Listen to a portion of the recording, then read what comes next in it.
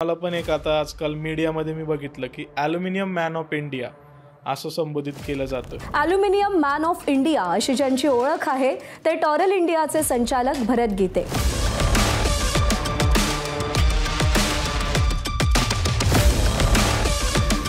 फक्त भारतालाच आत्मनिर्भर ॲल्युमिनियम सँडकास्टिंगमध्ये करायचं नाही, पण टॉरल इंडिया हा जगाचा ॲल्युमिनियम हब झाला पाहिजे याच्यावर काम करणं सुरू आहे. शिक्षण, उच्च शिक्षण आणि एवढ्या मोठ्या BMW सारख्या ब्रँडमध्ये काम केलेलं हे सगळं विसरून कामगार म्हणून 1 वर्ष काम केलं. मी हार्वर्ड बिझनेस स्कूलमध्ये एक्झिक्युटिव्ह पोस्ट ग्रॅज्युएशन केलं, जिथे ज्याला सेल्फ म्हणतात, senior executive leadership program. Doctorate केल्यासारखे एवढे उच्च शिक्षित आहात आणि आता कामगार म्हणून एका धुळीमध्ये आणि सँडकास्टिंगमध्ये त्या मातीमध्ये काळे होत आहेत आणि कामगारांबरोबर काम करताय ज्याचं एज्युकेशन 5वी-7वी असेल. नेटवर्थ जवळपास 1000 कोटीपर्यंत असेल. आपण आता 300 ते 500 कोटीच्या जवळपास टर्नओव्हरमध्ये पोहोचलं. तर शिवाजी महाराजांनी आज जे तंत्रज्ञान आहे ते शिकून भारताला आत्मनिर्भर कसं करायचं याच्यावरच काम केलं असतं. आज तर काही लढायची गरज नव्हती. याच्यामध्ये ना मला तर खूप जास्त चॅलेंजेस आल्या, कारण मी जे क्षेत्र निवडलं होतं ते भारतामध्ये इथे उपस्थितच नव्हतं किंवा अवेलेबलच नव्हतं. त्यामुळे मला वर्कफोर्स रिक्रुटमेंट करायची फार मोठी चॅलेंज होती. टॉरल इंडिया तर 250-300 कोटी आज दिसतं, पण मी सुरुवात ती 50 लाख 1 कोटीपासूनच केली होती. आपने क्या इसको प्रोटोटाइपिंग में 3D स्कैनिंग में बनाया है क्या? तो मैं म्हटलं नहीं पंतप्रधान जी, मोदी जी, मैंने इसको कास्टिंग में बनाया. अरे वाह, आपने तो बहुत सुंदर बनाया. विदेश से सीखा हुआ तंत्रज्ञान अपने देश में इम्प्लीमेंट कर रहा हूँ. आप तो देश सेवा कर रहे हो. तो that was a compliment for me which I will cherish for the life moment. I am done here, what is next? अशी वेळ आली पाहिजे तुमच्यावर. पण 1001 करोडपर्यंत लवकरच पोहोचूया. If mister Gite is not there, who else is going to run this organisation? नमस्कार, जय शिवराय. स्वागत आहे आपल्या सगळ्यांचं आपला लाडका चॅनल गप्पा कट्टावरती. मी उत्कर्ष कुदळे आपलं स्वागत करून नेतोय आज आपल्या पुढच्या टॉपिककडे. आज आपण घेऊन आलेलो आहे खूप इंटरेस्टिंग पॉडकास्ट. आज आपल्यासोबत आहेत बीड मधल्या परळीसारख्या ठिकाणावरून आलेले एका गावातील व्यक्तिमत्व, ज्यांनी आज भारताला ग्लोबल ॲल्युमिनियम हब बनवायचं स्वप्न बघून रिप्रेझेंट केलं आणि जर्मन टेक्नॉलॉजी भारतामध्ये आणून एक इतिहास घडवला, ज्यांना आपण ॲल्युमिनियम मॅन ऑफ इंडिया बोलतो. आणि त्यांची कंपनी आज भारताच्या नाही तर जगाच्या नकाशावर टॉरल इंडिया नावाने ओळखले जाते. तर या टॉरल इंडियाचे संस्थापक आणि सर्वेसर्वा भरत गीते सर आज आपल्यासोबत आहेत. त्यांच्यासोबत आज आपण बिझनेसबद्दल खूप चर्चा करणार आहोत. तर ज्या पण लोकांचं स्वप्न आहे आपल्याला एक बिझनेस करायचा आहे किंवा ज्यांचा बिझनेस आहे ऑलरेडी, त्या प्रत्येकाला मी सांगतो की हा पॉडकास्ट एंडपर्यंत बघा. तुम्हाला भरपूर काही शिकायला मिळेल आणि नक्कीच तुमच्या बिझनेसमध्ये तुम्हाला याचा फायदा होईल. चला तर मग सुरू करूया. स्वागत आहे भरत सर आपलं या पॉडकास्टमध्ये. धन्यवाद उत्कर्ष, आणि गप्पा कट्टा सर्व चॅनलचा आणि याचं मनापासून आभार मानतो की आपण आज इथे मला बोलवलं. थँक्यू सर, तुम्ही एवढा आमच्यासाठी वेळ काढून आलेला आहे. तुमचं एक तर शेड्यूल खूप बिझी असतं, कंटिन्युअस वेगवेगळ्या मीटिंग्स असतात तुमच्या. तर सर आज आपण एकदम निवांत चर्चा करूया. आणि आपला जो प्रेक्षक वर्ग आहे त्याचा साधारणतः वयोगट आहे 25 ते 40 अशा दरम्यानचा. अच्छा. तर मग त्यांना नक्कीच आज बिझनेससाठी भरपूरशा टिप्स आणि ट्रिक्स मिळतील. तर आज आपण आता चालू करता करता पहिलं तर टॉरल इंडिया जी तुमची कंपनी आहे, ज्याला ब्रँड म्हणून आपण ओळखलं जातं आज इंडियामध्ये, मेक इन इंडियाचा जो ब्रँड आहे त्याला टॉरल इंडिया असा आता लोक टर्म करायला लागले. तर काय स्टोरी होती, थोडीशी लवकर सांगितली आम्हाला तर. याच्यामध्ये उत्कर्ष कसं होतं की मी जेव्हा इंजिनिअरिंग करत होतो COEP ला, कॉलेज ऑफ इंजिनिअरिंग पुणे, जे पुण्यामध्येच आहे, त्यावेळी माझ्या डोक्यामध्ये एक कल्पना होती की आपण बाहेर देशात जाऊ. आपण एवढ्या ग्रामीण भागातनं आलो तर आपल्याला जर एक चांगली उंची गाठायची असेल तर चांगल्या ठिकाणी शिकलं पाहिजे. त्यासाठी COEP हे फार मोठं एक आपण त्याला विद्येचं विद्यापीठच आहे. तर तिथे मी शिकलो आणि त्यानंतर विदेशात जाऊन एक नवीन तंत्रज्ञान घेऊन येण्याची एक माझी कल्पना होती. मला आणखी आठवतं, मी जर्मनीला जेव्हा जात होतो तेव्हा माझा शाळेमध्ये परळीमध्ये सरस्वती शाळेत सत्कार झाला होता. तिथे मी सांगितलं होतं की विदेशात जाईल, तंत्रज्ञान शिकेल आणि भारताच्या औद्योगिकरणासाठी त्याचा उपयोग करेल. हे शाळेमध्ये सांगितलं होतं. हे मी माझं पक्क होतं की विदेशात जाऊन एक टेक्नॉलॉजिकल गॅप, एक पोकळी शोधून काढायची, जी भारतामध्ये तंत्रज्ञान नाही ते आणायचं. त्यासाठी जर्मनीत गेलो, तिथे शिकलो, पोस्ट ग्रॅज्युएशन केलं. काही वर्ष जवळपास अर्ध दशक BMW, महाले सारख्या कंपन्यांमध्ये काम केलं. तंत्रज्ञान शिकलं आणि मला लक्षात आलं, की ॲल्युमिनियम सँड कास्टिंग हे तंत्रज्ञान मात्र भारतात नाहीये. ओके. आणि हे घेऊन जाण्यासाठी एक कंपनी निवडली. तिथे शिक्षण, उच्च शिक्षण आणि एवढ्या मोठ्या-मोठ्या BMW सारख्या ब्रँडमध्ये काम केलेलं, ते सगळं विसरून कामगार म्हणून 1 वर्ष काम केलं. याला आपण लर्निंग आणि अनलर्निंग म्हणतो. जेव्हा आपण शिकतो आणि मोठ्या-मोठ्या कंपनीमध्ये काम करतो, तेव्हा व्हाईट कॉलर जॉबला आपण जातो. बरोबर. पण आपल्याला जेव्हा धंदा करायचा असतो, उद्योग करायचा असतो, त्यावेळी आपल्याला स्क्रॅचपासून माहिती पाहिजे. त्यासाठी मी ते अनलर्निंगचं फेस करून असा एवढा अवघड काळ होता तो. मला आणखी आठवतो तो सुपरवायझर त्या कंपनीतला येऊन मला म्हणायचा, "डॉक्टर गीते." माझी काही पी-एच-डी नव्हती किंवा काही नव्हती. पण तो फक्त मला असं हिणवण्यासाठी, ओके. की बाबा तुम्ही डॉक्टरेट केल्यासारखे एवढे उच्च शिक्षित आहात आणि आता कामगार म्हणून एका धुळीमध्ये आणि सँड कास्टिंगमध्ये त्या मातीमध्ये काळे होत आहेत हं, आणि हं, हं. कामगारांबरोबर काम करताय ज्याचं एज्युकेशन 5वी-7वी असेल. बरोबर. सो हे तंत्रज्ञान घेऊन येण्याची एक माझी कल्पना होती आणि तिथून पुढे हे तवराल इंडियाचं जे आहे बीज रोवलं गेलं. ओके. म्हणजे तुमचं जे व्हिजन आहे तसं म्हणलं तर शाळेपासूनच एकदम रिव्होल्युशनरी होतं, की काहीतरी मला असं देशासाठी करायचंय, एकदम रिव्होल्युशनरी. नक्कीच. Nice, nice sir. तेच आपल्याला बोलतात ना, की बाळाचे पाय पाळण्यात दिसतात. तशा टाईपचंच आहे हे पण एक उदाहरण, की आपल्याला शाळेतच कळलं होतं, की पुढे जाऊन मला अशी गोष्ट करायची आहे. आणि आपण ज्या पार्श्वभूमीमधनं येतो ना, मग ग्रामीण भाग, आपली जी नाळ आहे ती मातीला जोडलेली असते. आणि आपल्याला असं नेहमीच वाटतं, की आपल्या देशासाठी आणि मी माझं शिक्षण घेत असताना सुद्धा इतिहास हा माझा एक फार आवडता सब्जेक्ट होता, विषय होता. त्याच्यामध्ये भगतसिंग असतील, हे असतील, यांनी एवढ्या तरुण वयामध्ये देशासाठी काहीतरी केलं. आज जर आपण पाहिलं, आज जर शिवाजी महाराज असते, तर शिवाजी महाराजांनी अ, आज जे तंत्रज्ञान आहे ते शिकून भारताला आत्मनिर्भर कसं करायचं याच्यावरच काम केलं असतं. आज तर काही लढायची गरज नव्हती. त्यामुळे कसं आहे ना, की आपण हे नेहमी मी विचार केला, की आपण आपल्या देशासाठी कुठेतरी फुल नाही तर फुलाची पाकळी छोटंसं काहीतरी योगदान दिलं पाहिजे आणि आज मला आनंद होतोय, की आपण त्या म्हणजे प्रगतीपथावर चालतोय. आणखी काही खूप जास्त अचीव्हमेंट केलं नाहीत, पण आणखी भरपूर काही करायचं आहे. फक्त भारतालाच आत्मनिर्भर ॲल्युमिनियम सँड कास्टिंगमध्ये करायचं नाही, पण तवराल इंडिया हा जगाचा ॲल्युमिनियम हब झाला पाहिजे, याच्यावर काम करणं सुरू आहे. नक्कीच, नक्कीच. सर शुभेच्छा तुम्हाला. कारण आमचा विश्वास आहे तुमच्या कर्तृत्वावर, की तुम्ही ते जे व्हिजन ठेवलेलं आहे डोळ्यापुढे. जसं आपल्याकडे सिलिकॉन सिटी बोललं जातं बंगलोरला, तसं सिलिकॉन हब जे आहे, तसंच आपण आता ॲल्युमिनियम हब म्हणून पुण्याला बघू किंवा बीडला बघू. पुढे तुम्ही बीडमध्ये पण तुमचा प्लांट मूव्ह कराल, एक्सपान्शन कराल तसं. तर नक्कीच ही गोष्ट आम्हाला बघायला आवडेल. तर पुढे आपण जाताना मला असं विचारायचं होतं, की आता आपण बऱ्याचशा गोष्टी केल्या. हे जे तुमचे माइलस्टोन्स तुम्ही अचीव्ह करत होता, तर तुमचा हायेस्ट एज्युकेशनल माइलस्टोन काय होता तुमच्यासाठी? मी हार्वर्ड बिझनेस स्कूलमध्ये एक्झिक्युटिव्ह पोस्ट ग्रॅज्युएशन केलं, जिथे ज्याला सेल्फ म्हणतात, सीनियर एक्झिक्युटिव्ह लीडरशिप प्रोग्राम. असा मी 1 वर्षाचा प्रोग्राम असतो, ज्याच्यामध्ये आपण 4 वेळा कॅम्पसवर जातो. हं, हं, हं. आणि तो सगळ्यात माझ्यासाठी एज्युकेशनमधला हायेस्ट पॉइंट होता. आणि मी तिथे यासाठी गेलो होतो, की आपण जे काम उद्योगामध्ये किंवा एंटरप्रेन्योरशिपमध्ये करतोय, त्याचं क्रॉस व्हेरिफिकेशन हे योग्य चाललंय की नाही आणि मला सांगायला आनंद वाटेल, की मला असं वाटलं, की आपण बरोबर अ, रस्त्यावर आहोत. कारण त्या विद्यापीठामध्ये सुद्धा किंवा हार्वर्ड बिझनेस स्कूल सारख्या एवढ्या उच्च मॅनेजमेंट स्कूलमध्ये सुद्धा तेच शिकवलं जातं, की तुम्ही ग्राउंडेड राहिलं पाहिजे. तुम्ही लोकांना एम्पॉवर केलं पाहिजे. तुम्ही जे काम करताय तिथे स्क्रॅचपासून तुम्हाला सगळी माहिती पाहिजे.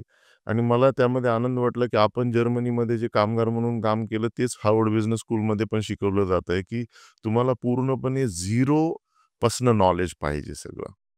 Right, right, right. नक्कीच म्हणजे आपल्याकडे जे आपले आई-वडील आपल्याला जे लहानपणापासून संस्कार देतात, की कितीही मोठं झालं तरी पाय जमिनीवर ठेव. नक्की. हे खूप गरजेचं आहे. म्हणजे यातून तरी दिसून येतं, की हार्वर्डसारख्या मोठ्या इन्स्टिट्यूटमध्ये जे जगभरात एवढी रिस्पेक्टिव्ह आपण कॉलेजेसमध्ये काउंट केले जातात. तिथं जर का आपल्याला ही गोष्ट शिकवली जाते, तर नक्कीच आत्ता जे लोकं असतील म्हणजे आपले जे प्रेक्षक आहेत किंवा दुसरे ज्यांना बिझनेस करायचा आहे, 25 ते 30 वयातल्या त्या लोकांसाठी हा खूप मोठा मेसेज आहे. नक्की. तर आता 25 ते 30 वयोगट, तुम्ही आता बघितलं असेल तुमचेही काही मित्र असतील जे एकदम तरुण उद्योजक आहेत. हं.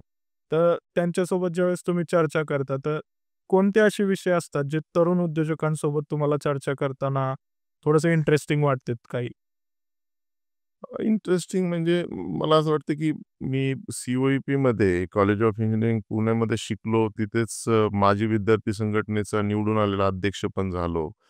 त्याचबरोबर मी आता नियामक मंडळावर राज्यपाल नियुक्त सदस्य म्हणून काम करतो. अरे वाह! त्यामुळे बोर्ड ऑफ गव्हर्नन्समध्ये पण आहे. त्यामुळे माझं इंटरॅक्शन विद्यार्थ्यांबरोबर बऱ्याचशा वेळा COEPच्या माध्यमातून असो किंवा माझी जी काही ही सक्सेस स्टोरी आहे, आपल्यासारख्या पॉडकास्टच्या माध्यमातून पूर्ण महाराष्ट्रभर जाते. कानाकोपऱ्यामध्ये ग्रामीण भाग, मी जसं मराठवाड्यातनं येतो, विदर्भ, उत्तर महाराष्ट्र, कोल्हापूर साईड जो फाउंड्री हब म्हणून इथले जी युवक आहेत, ते नेहमी कुठे ना कुठेतरी मला इंटरॅक्ट करत असतात, भेटत असतात किंवा मला कुठेतरी एखाद्या एज्युकेशनल इन्स्टिट्यूटमध्ये बोलायला बोलवतात. मी एक पाहिलेलं आहे, की सध्याचा जो तरुण युवा पिढी आहे ना, ती स्टार्टअपकडे जास्त वळते. बरोबर.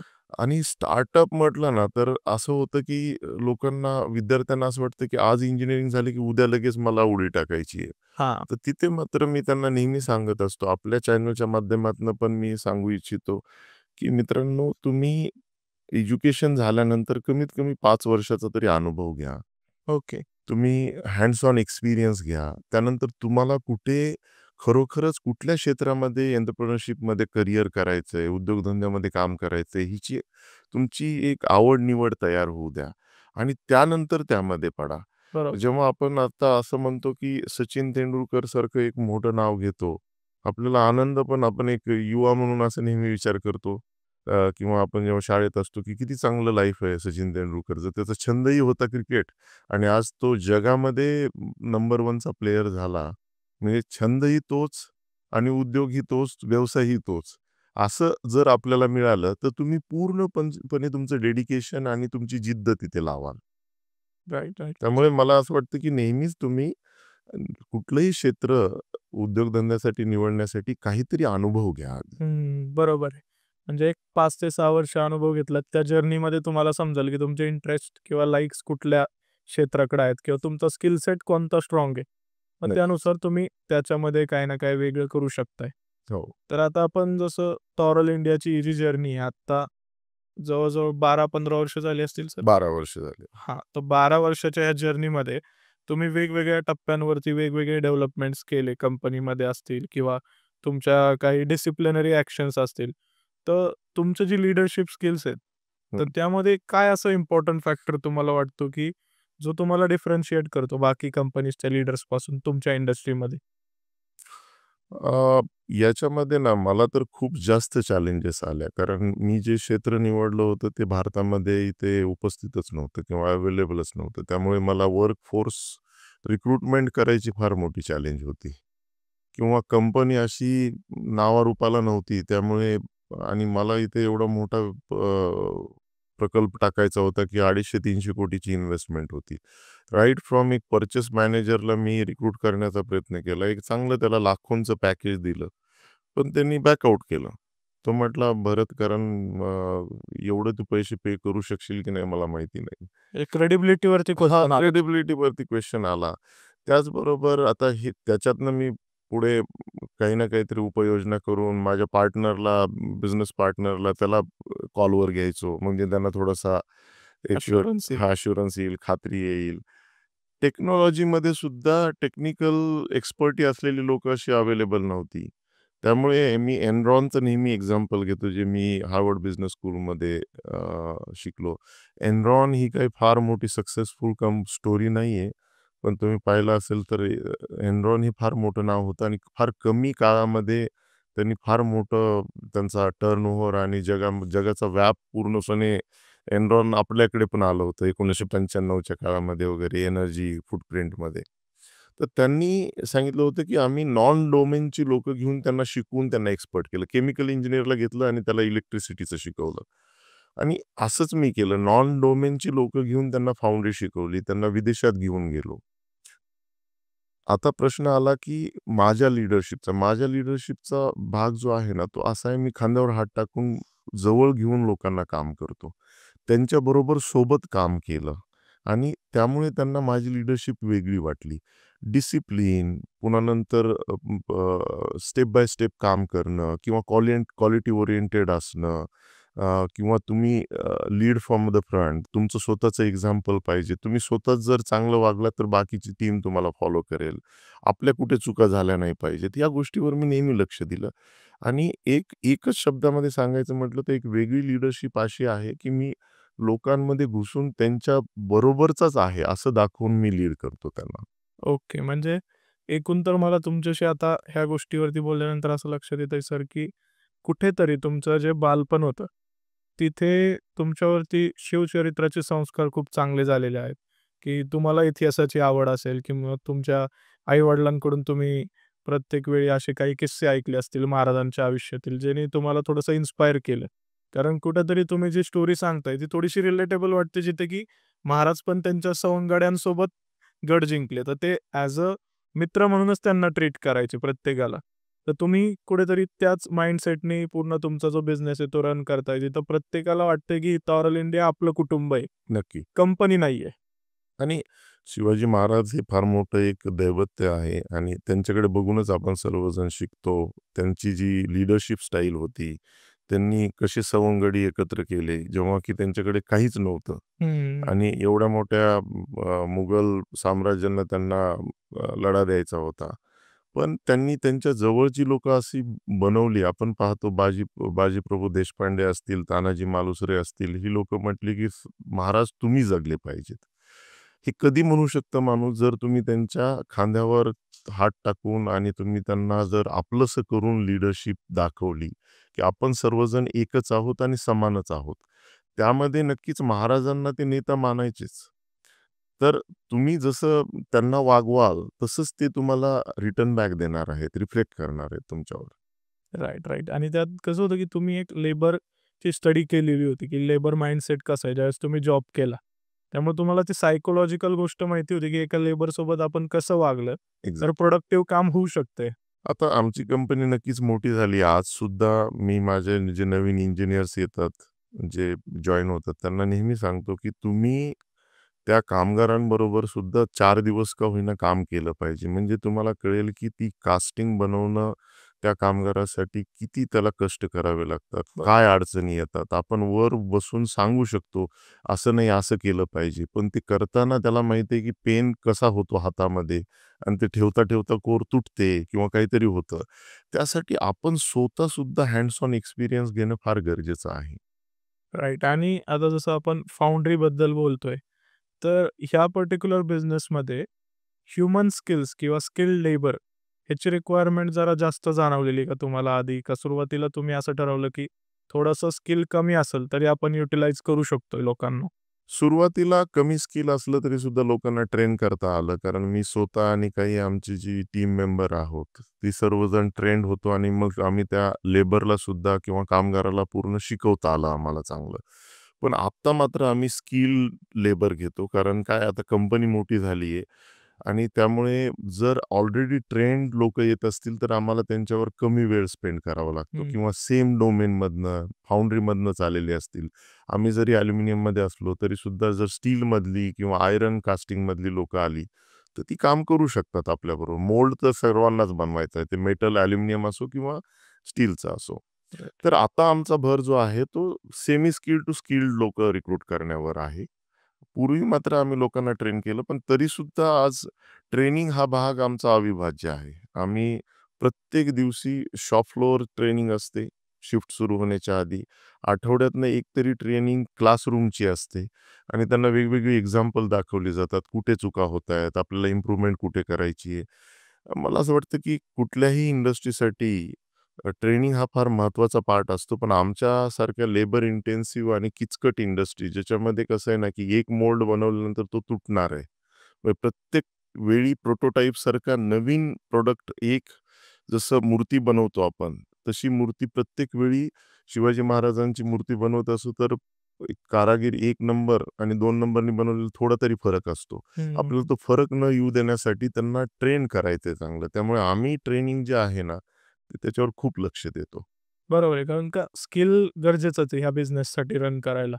तर आता मला याच रिलेटेड एक असा क्वेश्चन आहे, की तुम्ही आता इतकं सगळं उच्च शिक्षित असल्यानंतरनं हा डिसिजन कसा घेऊ वाटला, की तुम्ही पहिलं COEPमध्ये केलं शिक्षण. त्यानंतर तुम्ही जर्मनीमध्ये गेला. तिकडं तुम्ही जॉब केला. तिकडं तुम्ही बऱ्याच गोष्टी शिकलाही असताल. वेगवेगळे स्किल्स असतील, कोर्सेस असतील. मग पर्टिक्युलरली मॅन्युफॅक्चरिंग सेक्टरकडेच का यायचं ठरवलं, की सर्व्हिस बेस्ड इंडस्ट्री त्यावेळेस पण बूममध्ये असणारे आत्ता तर ऑब्व्हियसली लोकं सर्व्हिस बेस्ड स्टार्टअप्स जास्त करत आहेत, की मॅन्युफॅक्चरिंग प्लांटची कॉस्ट जास्त आहे. आम्ही सर्व्हिस इंडस्ट्रीमध्ये एक्सपर्ट करू शकतो स्वतःला. त्यात कॉस्ट कमी आहे इन्व्हेस्टमेंटची. मग तुम्ही एवढा 250-300 कोटीचा डिसिजन इन्व्हेस्टमेंटचा कसा काय घेतला त्यावेळी? नक्कीच. आता हे तवराल इंडियाचं 250-300 कोटी आज दिसतं. पण मी सुरुवात ती 50 लाख 1 कोटीपासूनच केली होती. नंतर हे इन्व्हेस्टमेंटसाठी जॉइंट व्हेंचर करून हे बरचसं आपण जे काही एफ-डी-आयच्या थ्रू, फॉरेन डायरेक्ट इन्व्हेस्टमेंटच्या थ्रू हा पूर्णपणे पैसा आणला. कुठलीही मॅन्युफॅक्चरिंग इंडस्ट्री जी आहे ती खूप जास्त कॅपेक्स इंटेन्सिव्ह असते. म्हणजे हं, खूप हं. जास्त इन्व्हेस्टमेंट, कॅपिटल इन्व्हेस्टमेंट आपल्याला लागते. त्यामुळे मी क्षेत्र पण असं निवडलं होतं, की कास्टिंग बनवूया, ज्याच्यामध्ये एक फर्नेस, मोल्डिंग मशीन आणि एक 10-12 लेबर असं मी 50 लाखामध्ये सुरुवात केली होती G&B मेटल कास्टिंग या नावाने 2013-14 ला. G&B मेटल हां. कास्टिंग. आणि मी प्रॉडक्ट बनवायला लागलो. 10 कामगार आणि मी सोबत काम करायचो त्यावेळी. ती प्रॉडक्ट जर्मनी, इंग्लंड अशा देशाला जायला लागली. आणि ह्या कास्टिंगची प्रशंसा करायला फार वेगवेगळ्या देशातली लोकं यायची, भारतातली यायची. आणि कारण भारतामध्ये सुद्धा सिमेन्स असेल, ABB असेल अशा आंतरराष्ट्रीय कंपन्या आहेत. त्यांची विदेशी लोकं आणि भारतातली लोकं यायची आमच्याकडे आणि म्हणायची, "प्रॉडक्ट मात्र तुम्ही जर्मन क्वालिटीचे किंवा विदेशाच्या क्वालिटीसारखे भारतामध्ये बनवतात आणि ते पण भारतीय कामगारांच्या हातातनं बनवतात." आणि मी पण भारतीय त्यांना दिसत होतो. त्यांना पण हे पण माहिती होतं, की हा 10 वर्ष तिकडे राहिल्यामुळे ह्याच्यामध्ये काहीतरी स्किल आलेलं आहे. जर्मन बरोबर. स्किल आलेले आहेत. आणि आपण त्याचा ना एक प्रॉपर जे म्हणतो ना एकदम परफेक्ट ब्लेंड तयार केला. जर्मनीचे 30% गुण 70% भारतीयांना पॉलिश करून आपण ते जर्मन प्रॉडक्ट भारतामध्ये बनवायला लागलो. त्यांनी जर्मनच प्रॉडक्ट त्यावेळी म्हटलं. पण आता तौराल इंडियाच्या नावाने आपण इंडियन प्रॉडक्ट म्हणतो. तर ते म्हटले, की हे प्रॉडक्ट तर चांगलं आहे, पण याच्याकडे फक्त रॉ कास्टिंग बनवते. मशीनिंग नाहीये, क्वालिटी सिस्टम नाहीयेत आणि हा मालक आणि 10 कामगार. त्यांचा हा शब्द होता. If mister Gite is not there, who else is going to run this organisation? आता तसं नाही ना. आज माझ्याकडे प्रॉपरली हायरार्की आहे. मी एम-डी आणि CEO म्हणून काम करतो. त्याचबरोबर माझी मिसेस जी आहे, प्राची जी आहे, ती डायरेक्टर म्हणून काम करते. आमच्याकडे ऑपरेशनल हेड आहे. त्यानंतर त्याच्या खाली plant manager, deputy plant manager, HR, finance ह्या सगळ्या सिस्टीम आहेत ना. त्यामुळे ही ऑर्गनायझेशन आता ही कॉर्पोरेट लूपमध्ये आली. त्यावेळी कशी होती, ती एक फक्त माणूस चालवतोय. मग मला लक्षात आलं, की आपल्याला हे एक्सपान्शन करण्यासाठी 100 कोटी रुपये तरी लागतील. हं, हं, हं. आणि ते 100 कोटी कुठून आणायचे, तर आपण मग तिथे मात्र ब्रेकिंग पॉइंट पण आला होता, की आता आपल्याला जमणार नाही. आपण इथे प्रॉडक्ट तर प्रूव्ह केलं, पण आपल्याला विदेशी कस्टमर जे आहेत ते किंवा भारतातली कस्टमर जे आहेत ना, ती म्हणतायत की ही छोटी कंपनी आहे. म्हणजे स्केलेबिलिटीचं हां, चॅलेंज होतं. स्केलेबिलिटीचं चॅलेंज आहे. त्या स्केलेबिलिटीसाठी अ, आणि मला असं वाटलं की एवढ्यामध्ये काही आपलं भागत नाहीये. मग आपण आता वापस रिटर्न तिकीट काढायचं का जर्मनीला परत म्हणजे जॉब मार्केटमध्ये जाऊन जॉब करायचा का? हं, हं, ही हं. परिस्थिती एक 15ला वगैरे आली होती. आणि पण 2016ला गिव्ह अप न करता आपण पूर्णपणे मी शोधत राहिलो कुठली लोकं आहेत. या क्षेत्रामध्ये आपण आता इथे स्वतःला इंडियामध्ये प्रूव्ह केलंय. तर विदेशातनं भारतामध्ये येणारी लोकं असतीलच ज्यांना असा उद्योग टाकायचा आहे. तर टोनी अलोटेक म्हणून कंपनी आहे. त्यांची आणि माझी ओळख झाली. आणि त्या ओळखीतनं पुन्हा नंतर एक 6 महिन्यामध्येच हा तौराल इंडियाचा जन्म झाला. आणि ओके. त्यांनी ठरवलं, की सुरुवातीला त्यांनीही म्हटलं, की आम्ही एक 50 कोटीपर्यंत देऊया. हं, आज तो हं. काउंट 500 कोटी ते 1000 पर्यंत चाललेला आहे. आता आपण कारण सुप्याला पण एक्सपान्शन करतोय. अरे वाह! मग आत्ताची तुमची जी नेटवर्थ आहे कंपनीची, तर टोटल किती येतं तुमचं टर्नओव्हर? आता आपण नेटवर्थ जवळपास 1000 कोटीपर्यंत असेल. आपण आता 300 ते 500 कोटीच्या जवळपास टर्नओव्हरमध्ये पोहोचलोत. पण ह्या पुढच्या वर्षभरामध्ये जेव्हा 30 एकरचा प्लांट अप होईल वर्षभरामध्ये, त्यानंतर त्याचं मल्टिप्लिकेशन फार मोठं होईल. तुमचं स्केलेबिलिटी एस्टिमेटेड काय आहे तुमचं म्हणजे रेव्हेन्यू? आपण 1000-1 करोडपर्यंत लवकरच पोहोचूया. आणि मला असं वाटतं, की कसं आहे ना, गणित कितीही केलं, 1000 कोटी असेल, 5000 असेल, 10,000 असेल, मला वाटतं त्यापेक्षा आपण काय क्वालिटी काम करतोय आणि काय भारत देशासाठी नवनिर्मितीसाठी काय प्रॉडक्ट देतोय, हे फार महत्त्वाचा विषय आहे. आणि त्यामध्ये आपण एनर्जी, डिफेन्स, रेल्वे, मेडिकल अशा वेगवेगळ्या क्षेत्रामध्ये भारताला आत्मनिर्भर करण्यासाठी अशी काही पाठ देतोय, की जी भारतामध्ये यापूर्वी कधीच बनत नव्हती. Right, right. आता स्केलेबिलिटीवर आपण बोललो. पण ती स्केलेबिलिटी ज्यावेळेस आपण एस्टॅब्लिश करतोय, ती स्केलेबिलिटी स्टॅबिलाईज कशी करायची? म्हणजे त्यात काय चॅलेंजेस फेस केले तुम्ही, की ते स्टेबल झालं पाहिजे. स्केलेबल केला तुम्ही बिझनेस, पण तो आहे तसाच रन झाला पाहिजे. मला असं आणखी आठवतं 2021ला किंवा 2020च्या दरम्यान कोविडच्या काळामध्ये आम्ही पूर्णपणे आमचा प्लांट अप झाला. 16ला आम्ही सुरुवात केली रेंटेड प्रेमायसेसवर. 3-4 वर्ष छोटा उद्योग चालवला छोटं. कारण काय होतं, की ही टोनी आलुटे कंपनी 2011ला आली होती. हं, आणि त्यावेळी त्यांनी सिमेन्स, एबीबी ह्या 2 मोठ्या कंपन्यांना ते ऑलरेडी पोलंडवरनं सप्लाय करायचे. आणि त्याची वर्थ एक 40-50 कोटीपर्यंतचा माल दरवर्षी ते पाठवायचे.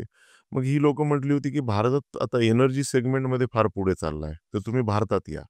पण तो 2011ला आला आणि तो म्हटला, की असा देश आहे, की मला काही पटलं नाही इथे, मी काही परत येणार नाही.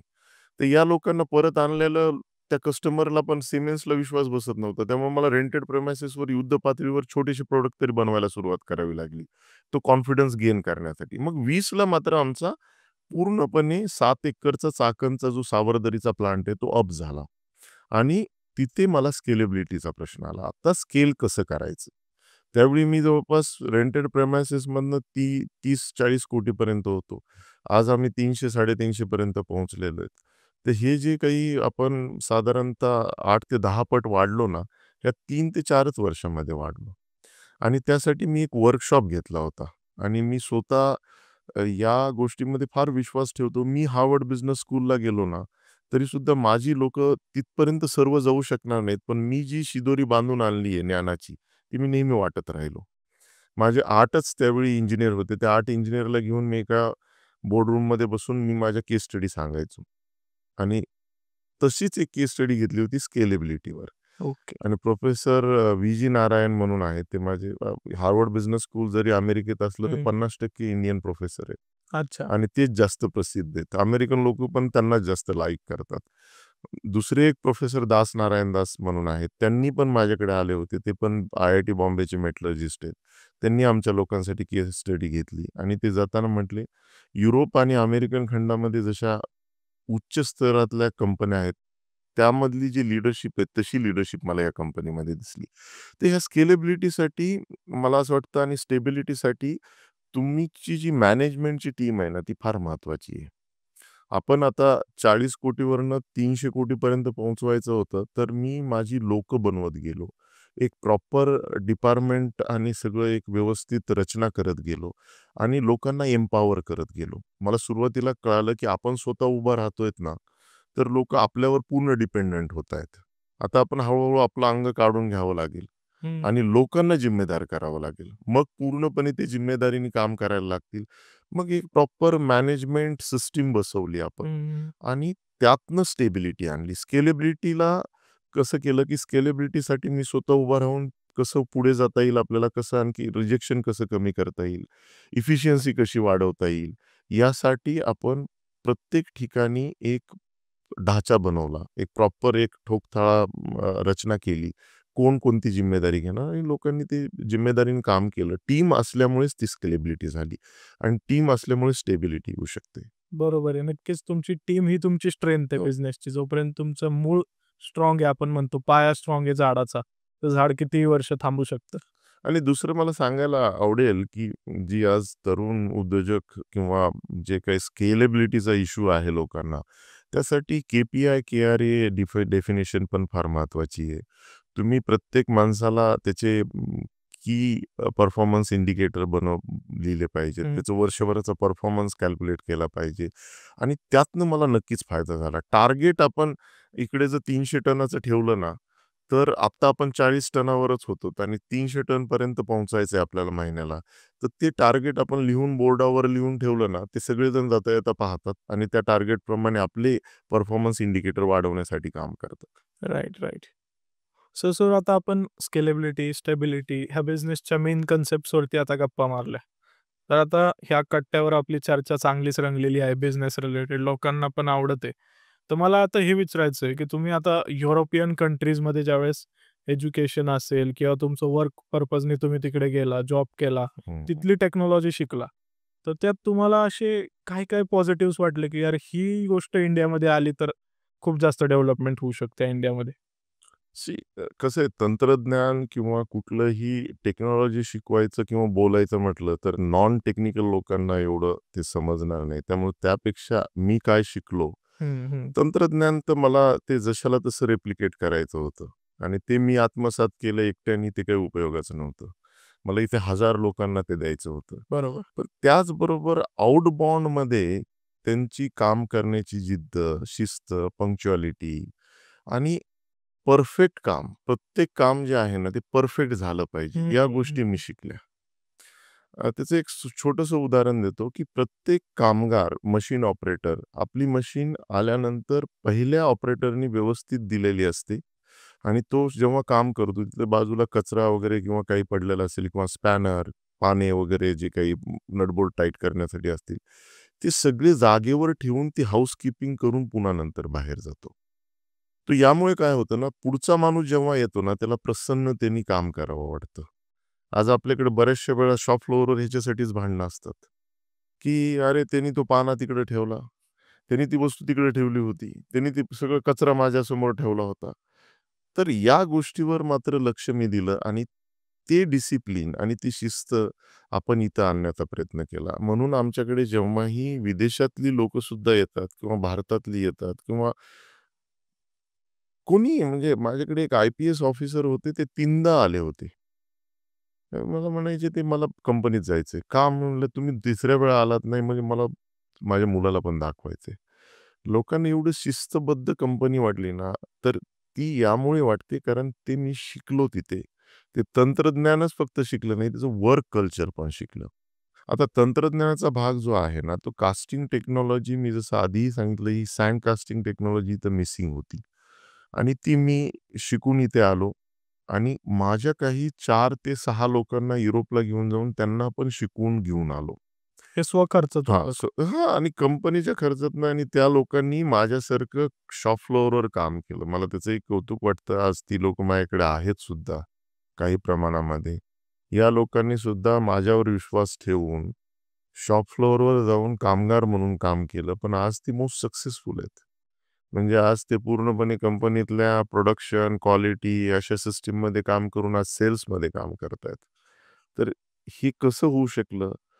हे तुम्ही फ्री माइंड ठेवला. तिथे तुमचे विचार जे आहेत त्याला असं संकुचित ठेवलं नाही. "अरे, मी शॉप फ्लोअरवर का काम करू? मला सर आज ऑपरेशनमध्ये टाकतायत, उद्या क्वालिटीमध्ये टाकतायत, आज सेल्समध्ये टाकतायत." तिथे सुद्धा त्यांनी ती संकुचित बुद्धी ठेवली नाही. बऱ्याचशा वेळा माझा तरुणांना हा संदेश आहे, की तुम्ही ब्रॉड माइंडेड राहा. बऱ्याचशा वेळा आपण काय करतो ना, माझा जॉब जाईल म्हणून दुसऱ्याला शिकवत नाही, असं करू नका. जोपर्यंत तुम्ही दुसऱ्याला शिकवणार नाही, तोपर्यंत तुमची वरची अपॉर्च्युनिटी ओपन होणार नाही. मी हार्वर्ड बिझनेस स्कूलमध्ये पण हे शिकलो, की I am done here, what is next? अशी वेळ आली पाहिजे तुमच्यावर. ओके. सो तंत्रज्ञानाचाही तोच भाग आहे. युरोपियन लोकांकडूनही काही अडचणी येतात. तीही लोकं आपल्याला शिकवताना थोडंसं शिकू की नको म्हणतात. पण आपल्याला ते काढून घेता आलं पाहिजे. त्यांच्याबरोबर दोस्ती करता आली पाहिजे. मला आणखी आठवतं की कामाचा वर्किंग आवर झाल्यानंतर सुद्धा त्यांच्या फॅमिलीबरोबर भेटणं. आमची जी युरोपियन, जर्मनीची, पोलंडची लोकं आहेत त्यांच्याबरोबर एक मैत्रीपूर्व संबंध बनवणं. यामुळे मला नक्कीच ते तंत्रज्ञान आणण्यासाठी फायदा झाला. आता तीही लोकं आमच्याकडे येतात. तिथं आल्यानंतर त्यांनाही वाटतं, "अरे, तुम्ही युरोपपेक्षा तर चांगलं काम करताय तिथे." आम्ही जे करत होतो ते तुम्हाला शिकवलं, पण तुम्ही त्याच्या एक स्टेप पुढे पण गेलात. तुम्ही तुमचं भारतीय डोकं पण त्याच्यामध्ये लावलेलं आहे. कारण बऱ्याचशा वेळा लोकांना असं वाटतं, की कॉपी पेस्ट म्हणजे पूर्णपणे जशाला तसंच करतील. पण आपली लोकं सुद्धा खूप हुशार आहेत. जगाच्या पाठीवर भारतीय माणूस हा आज नावाजलेला माणूस आहे. सायंटिस्ट, मोठे-मोठे सी-ई-ओ Googleचे असतील किंवा Microsoftचे असतील ते आपलीच आहेत. तर आपल्या माणसाला योग्य जर संधी मिळाली ना, तो तो तिथे काम करू शकतो. Right, right. नक्कीच हे गरजेचं आहे, की संधी योग्य मिळणं आणि ते मिळालेल्या संधीचं युटिलायझेशन करणं.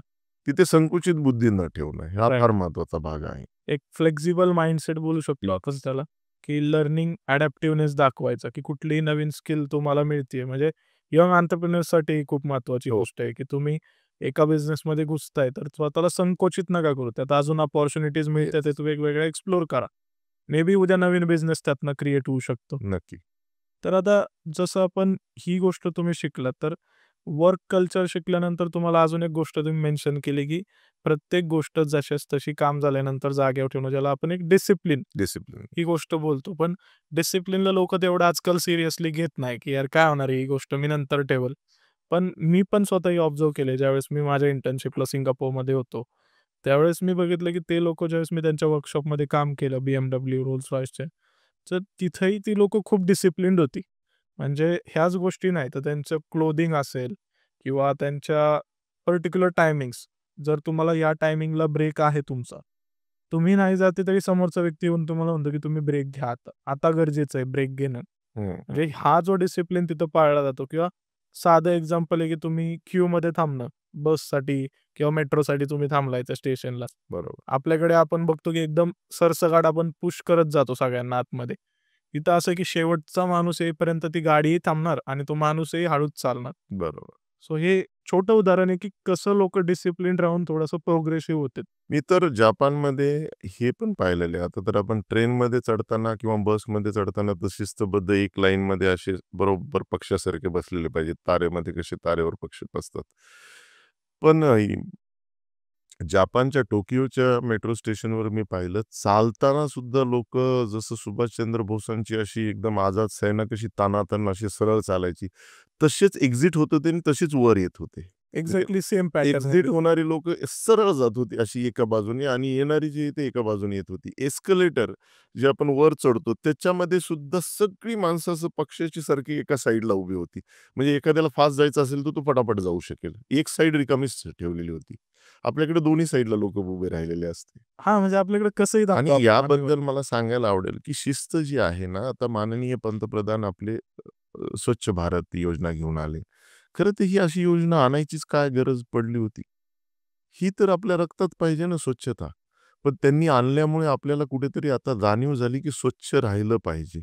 आपण कचरा बाजूच्या कंपाउंडमधनं आपल्या दुसऱ्याच्या कंपाउंडमध्ये टाकला नाही पाहिजे. बाजूचा प्लॉट रिकामा असला, की तिथं कचरा असतो. अरे त्याला कधीतरी काढावंच लागेल किंवा त्याचा वास आपल्यालाच येणार आहे. त्यामुळे आपण कसं आहे ना, की आज जगातली मोठी अर्थव्यवस्था बनायला चाललोय. तर त्याच वेळी शिस्त आपण ऑलरेडी फार जास्त टॅलेंटेड लोक आहेत आपल्याकडे. शिक्षण कमी जास्त असेल, पण बुद्ध्यांक चांगलाच आहे भारतीयांचा. त्याबरोबर चांगलं नागरिक बनणं गरजेचं आहे. चांगली शिस्त लावणं गरजेचं आहे. फक्त आपण देशाच्या अ, राज्यकर्त्यांकडे, पंतप्रधानांकडे फक्त त्यांनीच केलं पाहिजे म्हणून नाही. विदेशामध्ये जसं आता तूही सांगितलंस, की सिंगापूर असेल, जापान असेल, तिथली नागरिक जे आहेत ना, ते सुज्ञ आहेत. त्यामुळे गव्हर्नमेंट व्यवस्थित आहे. नागरिकांचं पण काय कर्तव्य आहे हे त्यांनी पण पाहिलं पाहिजे. बरोबर आहे. म्हणजे तो स्वतःहून एक इनिशिएटिव्ह आणि जबाबदारी घेतली पाहिजे नागरिकांनी. म्हणजे ही गोष्ट मला खूप छान वाटली, की स्वच्छ भारत अभियान.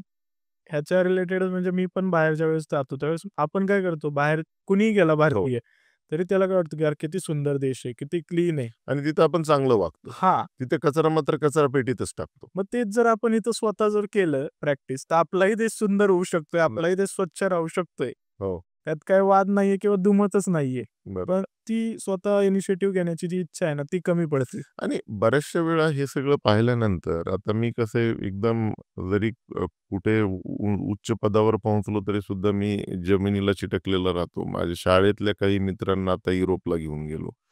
त्यापैकी एक मित्र मला म्हणला, की "तू वापस कशाला आलास हे सगळं बघितल्यानंतर?" कारण ते इकडं सगळं एवढं चांगलं आहे जीवन. स्वच्छता आहे, वेळेवर बस मिळते, सगळं म्हणजे डोक्याला ताणच नाहीये. म्हणून कसं आहे ना, की ते सगळं जग सोडून येणं, हे लोकांना फार कौतुक वाटतं, की तिथे सोडून आणि भारतामध्ये सुद्धा त्या पद्धतीचं जग बनवणं आपल्या कंपाऊंडमध्ये तरी. आणि माझा प्रयत्न हा चाललेला आहे, की वेगवेगळ्या इंजिनिअरिंग कॉलेजमध्ये वगैरे सुद्धा हे मी नेहमी सांगत असतो, की विदेशामध्ये जे तंत्रज्ञान आहे, जे डिसिप्लिन आहे, ते आपण पण आत्मसात करू शकतो. कारण आता आपली आर्थिक व्यवस्था किंवा पंतप्रधानांचं 5 ट्रिलियनचं जे स्वप्न आहे, ते आपण पूर्ण झालं तर आपल्याकडे ही सिस्टम पण पाहिजे आणि शिस्त पण आलेली पाहिजे. बरोबर आहे. मग आता तुम्ही ज्यावेळेस या सगळ्या गोष्टींवर आपण चर्चा करतोय, स्केलेबिलिटी, स्टेबिलिटी बिझनेसमध्ये आणणं किंवा डिसिप्लिनचा इम्पॉर्टन्स एका बिझनेसला सक्सेसफुल रन करायला आणि ओपन माइंडेड थिंकिंग असणं. तुम्ही सगळ्या गोष्टी अलॉट करणं. आता ह्या सगळ्या गोष्टींच्या बाबतीत आपण बोलताना तुम्हाला असं कुठेतरी जाणवतं का, की आजकालचे जे यंग एंटरप्रेन्योर्स आहेत, त्यांचा जो स्टार्टअप ट्रेंड जर तुम्ही बघितला, हं. तो कुठेतरी प्रोडक्शन सेक्टरमध्ये डिमिनिशिंग आहे. म्हणजे बरं. प्रोडक्शन सेक्टर एवढा हाय लेव्हलवरती आता ग्रो होत नाहीये. सर्व्हिस बेस्ड पॅटर्नमध्ये जास्त जाते ते. तर हे धोकादायक वाटतंय भारतीय मेक इन इंडियाच्या दृष्टीने जे विजन लोकांचं आहे आता आपल्या देशाच्या लीडर्सचं. आहे नक्कीच हा चांगला पॉइंट आहे. कारण आपण आता आर्थिक आपली जी जी-डी-पी आहे, की त्यामध्ये आपला 12 ते 14% फक्त मॅन्युफॅक्चरिंग सेक्टर आहे. जर आपण प्रगत देश जर्मनी असेल, चीन असेल, या देशामध्ये 20 ते 22% मॅन्युफॅक्चरिंग आहे. आपण फार जास्त service oriented, agriculture product oriented आहोत. तर यासाठी मॅन्युफॅक्चरिंगमध्ये सुद्धा स्टार्टअप झाले पाहिजेत. पैसा हा भाग येतो. पण मी म्हणेल, की जे आज प्रत्येक विद्यार्थ्यांचं किंवा प्रत्येक इंजिनिअरचं किंवा प्रत्येक एक मॅनेजमेंट स्कूलमधनं पास आउट होणाऱ्या विद्यार्थी-विद्यार्थिनीचं स्वप्न आहे, की स्टार्टअप काढायचं आहे. तर तो छोटाही स्टार्टअप असेल, जरी पॉडकास्ट काढायचा असेल, तरीसुद्धा त्याला एक बजेट आहे 2,00,000 4,00,000. तसंच इकडे मे बी 25 करोड असेल.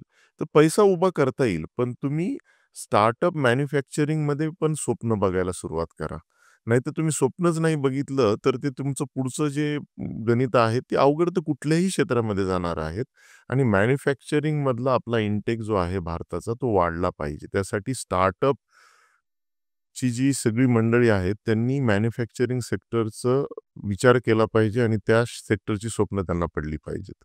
राइट. आता मेक इन इंडियाचं ज्यावेळेस आपण हे व्हिजन पंतप्रधानांचं डोळ्यासमोर ठेवतो, त्याचं मूर्तिमंत उदाहरण टॉरल इंडिया आहे सगळ्यांसमोर आत्ता एस्टॅब्लिश्ड. आणि तुम्हाला पण एक आता आजकाल मीडियामध्ये मी बघितलं, की ॲल्युमिनियम मॅन ऑफ इंडिया असं संबोधित केलं जातं. आणि रिसेंटलीच तुम्हाला आता जर्मनीमध्ये पण एक पुरस्काराने सन्मानित केले गेलेले आहे. तर ह्या सगळ्या ज्या गोष्टी आहेत, तर ह्या सगळ्याच्या मागे म्हणजे काय कारण आहे, की तुम्हाला ॲल्युमिनियम मॅन ऑफ इंडिया असं का बोललं जातं? आता ॲल्युमिनियम मॅन ऑफ इंडिया ही काही चॅनलच्या माध्यमातनं त्यांनी बोललं गेलेलं आहे. नक्कीच बरीचशी मोठी-मोठी मंडळी आहेत जे ॲल्युमिनियममध्ये काम करतायत. पण माझी स्पेशालिटी अशी आहे, की मी जे काम करतोय ना, ते एनर्जी असेल, रेल्वे असेल, डिफेन्स, हेल्थ केअर, मरीन या सेगमेंटमध्ये एक फार जटिल आणि जड अशी आणि फार मोठ्या आकाराची कास्टिंग लागतात. त्या कास्टिंग मात्र भारतात बनत नव्हत्या. ओके. तर त्या भारतामध्ये आपण पहिल्यांदा बनवायला लागलो. आपल्याकडे अपस्ट्रीममध्ये ॲल्युमिनियम इन्गॉट किंवा ॲल्युमिनियम मेटल बनवणाऱ्या बऱ्याचशा कंपन्या आहेत. पण डाउनस्ट्रीममध्ये आता डाय कास्टिंगच्या बऱ्याचशा कंपन्या नावारूपाला येतात. पण सँड कास्टिंगमध्ये कुणीच नव्हतं. त्यामुळे आपण जी प्रॉडक्ट ह्या वेगवेगळ्या मरीन डिफेन्स सेक्टरमध्ये दिली ना, त्यामुळे आपलं नाव हे ॲल्युमिनियम सेक्टरमध्ये काही आगळी-वेगळी प्रॉडक्ट बनवणारा माणूस म्हणून असं नाव रूपाला आलं. त्यामधलं एक छोटंसं उदाहरण म्हणजे सारथ टँक, जो डिफेन्सचा रणगाडा आहे, जो इन्फंट्री टँक आहे. तर त्या टँकचा 300 एच-पीचं मोटर आहे. तर त्या हॉर्स पॉवरचं 300 हॉर्स पॉवरचं जे इंजिन ब्लॉक आहे, तो 180 किलोचा मोठा इंजिन ब्लॉक आहे. त्याची सगळी पार्ट बाकीची भारतामध्ये बनायला लागली. पण हा इंजिन ब्लॉक आणखीही रशियावरनं येत होता. आणि इंजिन जर नसेल, तर वाहन कुठलंच चालणार नाही. बरोबर. तर हा पार्ट आपण पहिल्यांदा 2020 मध्ये बनवला आणि मागचे 3 वर्ष झाला हा पार्ट भारतामध्ये आपण चेन्नईला पाठवतो. आणि भारत ह्या रणगाड्यामध्ये पूर्णपणे आत्मनिर्भर झाला. त्यामुळे आपलं नाव जे आहे ते अशा वेगवेगळ्या अनेक पार्टमध्ये इंडियन कोस्टल गार्डचे शिप असतील, त्याचबरोबर अनेक दुसरे K9 डेट्रॉन वज्र, K9 वज्र, डेट्रॉन अशी वेगवेगळी रणगाडी असतील. त्याचबरोबर आपण काही एरोस्पेसमध्ये पण आता काम सुरू करतोय. हेल्थ केअरमध्ये काम आहे. ह्या सगळ्या सेक्टरमध्ये आपल्यामुळे आणखी काही कंपन्या इथे अशा उदयाला येत आहेत, कारण ती कास्टिंग इथे अवेलेबल झाली. त्यामुळे उद्या आपल्याकडे अँजिओग्राफी सुद्धा पूर्णपणे भारतात बनली जाईल. नाहीतर फक्त सिमेंस, GE, फिलिप्स या कंपन्यांवर आपण अवलंबून राहत होतो. वाह! वाह! वाह! ही खूप मोठी गोष्ट आहे, की आपण खूप मोठी प्रगती बोलू शकतो भारताच्या औद्योगिक क्रांतीमधली, जी आपण चालू केलेली आहे टॉरल इंडियाच्या माध्यमातून. तर आता मला यामध्ये असा प्रश्न आला, की आता ऑपरेशन सिंदूर जे झालं, ह्यामध्ये तुमच्या मते कोणते जे आपल्याकडे बनवलेल्या प्रॉडक्ट्सच्या रिलेटेड जे शस्त्र आहेत किंवा टँक्स आहेत यांचा किंवा ड्रोन्स असतील, याच्यात कुठं आपलं योगदान होतं का? आपलं असं डायरेक्टली योगदान नव्हतं. पण जे काही सिंदूर ऑपरेशन झालं त्याच्यामध्ये जी क्षेपणास्त्र पाकिस्तानवर मारली गेली ती सॅफ्रॉन म्हणून फ्रान्सची कंपनी आहे. त्या कंपनीची होती. तर त्या कंपनीला सुद्धा आपण काही पार्ट सप्लाय करतो युरोपमधनं आणि भविष्यामध्ये भारतातनं पण सप्लाय करणार आहेत. कारण माननीय पंतप्रधानांचं हे एम आहे की डिफेन्स मॅन्युफॅक्चरिंगला शेवटचा घटक सुद्धा भारतात बनला पाहिजे. त्यामुळे काही पार्ट बनतायत. आता आपण खूप प्रमाणामध्ये इम्पोर्ट सबस्टिट्यूट केलेलं आहे. भारत उलट एक्सपोर्ट करायला लागला काही कॉम्पोनंट. पण आता सगळं पूर्णपणे फूटप्रिंट आणखी सुद्धा भारतात बनत नाहीये. कारण ती टेक्नॉलॉजी नाहीये. TOT आपल्याकडे आलेलं नाहीये. ड्रोनमध्ये सुद्धा आम्ही काही इस्रायली कंपनीबरोबर बोलतोय. तर ड्रोनचे पण काही पार्ट बनवतोय. पण हे सगळं मेकिंगमध्ये आहे.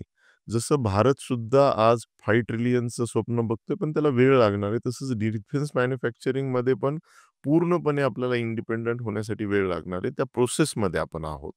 हां, म्हणजे एक डेव्हलपिंग फेजमध्ये आपण गेलेलो आहे आता त्या. तर आता ह्या सगळ्या गोष्टी करत असताना जसं तुम्ही मेन्शन केलं, की प्रत्येक वेगवेगळे चॅलेंजेस तुम्ही फेस करत असताल. कारण का तुमचे कॉम्पिटिटर जे असतील युरोपियन कंपनीज, ते एकदम टेक जायंट्स आहेत, ऑलरेडी एस्टॅब्लिश्ड. हं. मग त्यांचं तुम्ही लेव्हल कसं काय मॅच करता? ते एवढे टेक्निकली साउंड असताना त्या लेव्हलचंच प्रॉडक्ट कसं काय बनवू शकता? याच्यामध्ये काय आहे, की आपल्याला एक तर ट्रान्सपरंट टेक्नॉलॉजी दिली त्यांनी. दुसरं म्हणजे आपण आपली लोकं ट्रेन करून आणली तिकडे.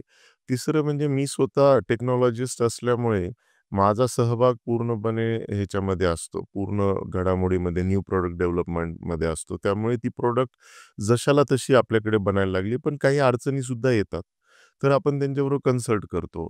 मग तिकडची 2 लोकं इकडे येतात किंवा मग आपल्याला जर तिकडे जाऊन 4 दिवस राहून काही शिकून यायचं असेल, तर आपण लोकांना पाठवतो. पण हे सुरुवातीचं जे हर्डल आहे ना, ते सुरुवातीच्या मी म्हणेल की 18-19च्या काळामध्ये 2018-19 मध्ये झालं होतं. आता आपल्याला तशा काही जास्त अडचणी येत नाहीत.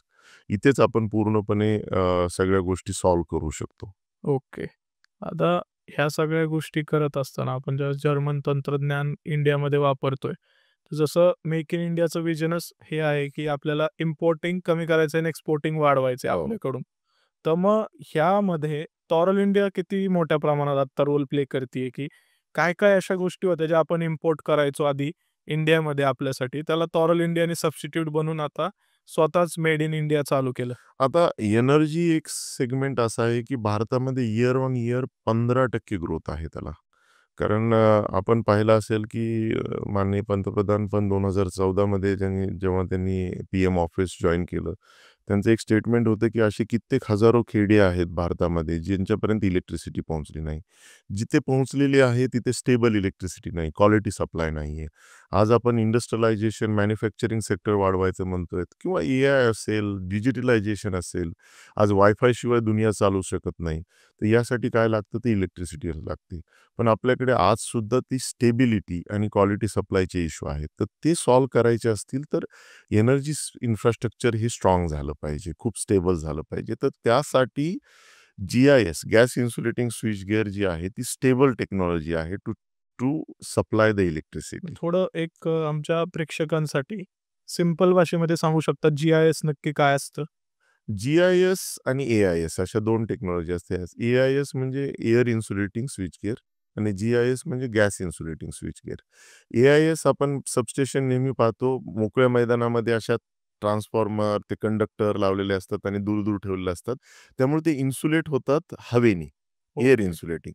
आणि इकडे मात्र त्याला कॉम्पॅक्ट 10 पटीने लहान केलं जातं आणि गॅस SF6 गॅस हा त्याच्यामध्ये घातला जातो. त्याच्यामुळे ते इन्सुलेट होतात. इन्सुलेटेड. त्यामुळे ह्याला ए-आय-एस आणि जी-आय-एस म्हणतात. तर गॅस इन्सुलेटिंगमुळे काय होतं ना, की आज आपण बघतोय की शहरामध्ये तर जागाच नाहीये. एअर इन्सुलेटिंगला खूप मोठी जागा लागते. जी-आय-एस 10 पटींनी कमी जागा लागते, अंडरग्राउंड पण जाऊ शकतं. आज शहरीकरणामध्ये आपण पाहिलं तर मेट्रो, कन्व्हेन्शन सेंटर, एअरपोर्ट, मोठे-मोठे मॉल आपल्याला पाहिजे आहेत आणि त्याच्यासाठी इलेक्ट्रिकल सप्लायसाठी सबस्टेशन कुठं करायचे? तर ते सबस्टेशन छोटे करण्यासाठी जी-आय-एस टेक्नॉलॉजी. त्यासाठी सिमेन्स, एबीबी, जनरल इलेक्ट्रिक, त्याचबरोबर Hyosung, ते तोशिबा हे 2 एशियन हे असे प्लेयर आणि आता होम ग्रोन आपलं क्रॉम्प्टन ग्रीव्हज नाशिकचं. अशा एक 6-7 कंपन्या आहेत, ज्या ह्या सबस्टेशन आणि हे स्विच गिअर बनवतात. तर या 6ही कंपनीसाठी जे लागणारे एन्क्लोजर आणि सर्किट ब्रेकर टँक आणि कास्टिंग आहेत, ते आपण बनवतो. ते तो पूर्णपणे जे इलेक्ट्रिकल इन्फ्रास्ट्रक्चर आहे, त्यामध्ये 20% कास्टिंग असतात. त्या कास्टिंग आपण पहिल्यांदा भारतामध्ये बनवायला लागलो आणि त्यामुळे चीन आणि युरोपवरची आपली जी काही आपलं अवलंबन होतं, हं, हं, हं. ते स्वावलंबनामध्ये कन्व्हर्ट झालं. असे अनेक सेक्टर आहेत, ज्याच्यामध्ये आपण काम करतोय सध्या. Right, right. म्हणजे कुठेतरी आपली जी चीनवरती डिपेंडन्सी होती, ती तुमच्या कंपनीमार्फत आता इंडिपेंडंट झालेलो आहे आपण असं बोलू शकतो की. आणखी एक अमृत भारत म्हणून ट्रेन आहे, जे WAP-5, WAP-5 म्हणून इलेक्ट्रिकल लोको, जी चित्तरंजन लोकोमोटिव्हमध्ये बनते हं, हं. कोलकात्याच्या जवळ. तर त्या अमृत भारतच्या ट्रेनमध्ये सुद्धा 4 गिअर केस लागतात प्रत्येक एका लोकोसाठी. तर ती जर्मनीवरनं पूर्वी यायची. ती भारतामध्ये आपण पहिल्यांदा बनवली आणि मला सांगायला आनंद होईल, की आपली जी पहिली ट्रेन अमृत भारतची याच्यामध्ये आली, पावनभूमी अयोध्येमध्ये जेव्हा आली आणि पंतप्रधानांनी त्यांना हिरवा झेंडा तिथं दाखवला, की ही ट्रेन अमृत भारत आपण पहिल्यांदा लॉन्च करतोय सगळ्या भाविकांना इथे येण्यासाठी. त्यामध्ये योगायोग असा होता, की पहिल्यांदा भारतात बनवलेली 4ही गिअर केस जे आहेत, ते तौराल इंडियानी बनवलेली त्यामध्ये लागलेली होती. अरे वाह! म्हणजे अयोध्येच्या जे काही भक्त जातात अयोध्येला, तर त्यांच्यासाठी पण एक योगदान आपलं तॉरल इंडियाचं येस, आहे. नक्की. नक्कीच ही खूप चांगली अभिमानाची गोष्ट आहे म्हणजे आमच्यासाठी सुद्धा. हो. तुमच्यासोबत आज हा एपिसोड करताना अशा-अशा गोष्टी कळतात आम्हाला. तर आता आपण पुढे ज्यावेळेस जातोय, एआय तंत्रज्ञान जे खूप आता डेव्हलप होत आहे. तर तुम्ही तर ज्यावेळेस आता बाहेर जाता, त्यावेळेस तुम्ही एआयचे वेगवेगळे एक्सपेरिमेंटल मॉडेल्स बघितले असतील, की Europe, America, Australia, China, Japan इकडे एआयचा यूज एकदम हाय लेव्हलवरती चालू आहे आता आणि त्यांच्या थ्रू आपण कुठेतरी भारतामध्ये आता इंटिग्रेट करतोय. तर आपला जो बिझनेस आहे, टॉरल इंडियाचा, त्यामध्ये आपल्याला काय वाटतं, की पुढे जाऊन एआय इंटिग्रेटेड मॅन्युफॅक्चरिंग होऊ शकतं का? नक्कीच आज सुद्धा आहे. Digitalisation is our actually main topic today. कुठलीही hardcore industry without AI, without digitalisation चालू शकणार नाही. आणि डिजिटलायझेशन आणि एआयमुळे तुमचं लाईफ पण ईझी होणार आहे. माझ्या मोबाईलवर मी आता पाहू शकतो, की कुठल्या इफिशियन्सीने माझी मशीन सुरू आहे. माझ्याकडे डिजिटलायझेशन तर एवढ्या मोठ्या फ्रंटवर आहे. We are being conventional that to hardcore casting company, जे धुळीचं आणि मातीचं काम आहे, तिथे आमची प्रत्येक कास्टिंगवर डेटा मॅट्रिक्स आहे. जसं आपण शॉपिंग मॉलमध्ये गेल्यानंतर पेन जरी घेतला तरी सुद्धा त्याच्यावर डेटा मॅट्रिक्स स्कॅन केलं की त्याची किंमत कळते. तसंच आमच्या प्रत्येक कास्टिंगला स्कॅन केल्यानंतर ती कधी बनवली, त्याचं केमिकल एनालिसिस काय आहे, त्याचं केमिकल कंपोझिशन, हार्डनेस काय होती, कुठल्या दिवशी बनली, हे सगळे रेकॉर्ड त्याच्यामध्ये आहेत. डिजिटलायझेशन आणि एआय शिवाय काही होऊ शकत नाही. हा झाला माझ्या इंडस्ट्रीशी रिलेटेड किंवा उद्याच्या मॅन्युफॅक्चरिंग इंडस्ट्री सर्व डिजिटलायझेशन आणि एआयमध्येच काम करतील. मला सांगायला आवडेल, की आत्ताच्याच रिसेंटच्या आमच्या युरोपच्या दौऱ्यामध्ये माझा एक मित्र म्हटला, की "हे किती पुढे आहेत, की त्यांनी पासपोर्ट स्कॅन केलं तुझं, की लगेच तुझा चेहरा तिथे फोटो ऑटोमॅटिक काढतात, ते ऑटोमॅटिक दरवाजे ओपन होतात." मी त्या माझ्या मित्राला सांगितलं, की यापेक्षा भारत पुढे आहे.